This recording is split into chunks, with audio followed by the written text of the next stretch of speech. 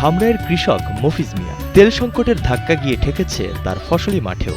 চৈত্রের মাঝামাঝি সময়ে যখন আউশের ফসলি ক্ষেতে সেচ দেওয়া প্রয়োজন, তখনও উপযুক্ত সময়ে পর্যাপ্ত সেচ না দিতে পারায় লোকসানের শঙ্কায় পড়েছেন তার মতো কৃষকেরা। সিরিয়াল ধরে থাকে মাত্র 2-3 লিটার পানি দেয়। 2-3 লিটার পানি দেয় এত বড় ক্ষেত লাগি পানি দেওয়া যায় নাকি?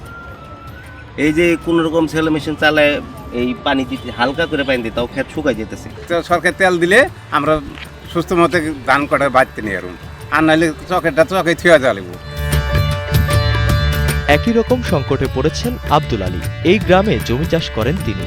দিনে প্রায় 20 লিটার তেল চাহিদা থাকলেও পাচ্ছেন মাত্র 5 লিটার, তাও আবার অতিরিক্ত দামে।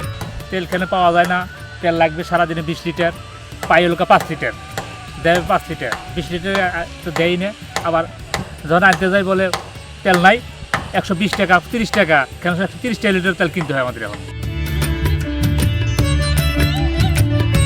Presenting Walton Crystal Series.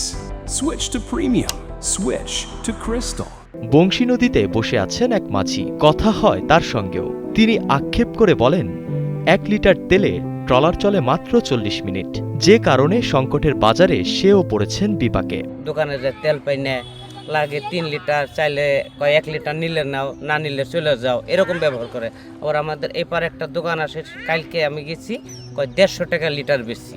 150 টাকা লিটার যদি তেল কিনে আমরা নৌকায় চালাই, তাহলে আমাদের ভাড়া তো বাড়ে না, তাহলে আমরা কিভাবে কি করব? 1 লিটার তেলে কতক্ষণ চালানো যায়? 1 লিটারে 40 মিনিট, 35 মিনিট। বাংলাদেশে তীব্র তেল সংকটের কারণে নাকাল জনজীবন। খেয়া পারাপারের নৌকা থেকে শুরু করে কৃষকের ট্রাক্টর, সব জায়গায় ভোগান্তি। তাই তো সাধারণ মানুষের প্রত্যাশা খুব জলদি এই সমস্যা সমাধান করবে সরকার। ঢাকার ধামরাই থেকে নাসিমুল বারী সৌরভ, কালের কণ্ঠ।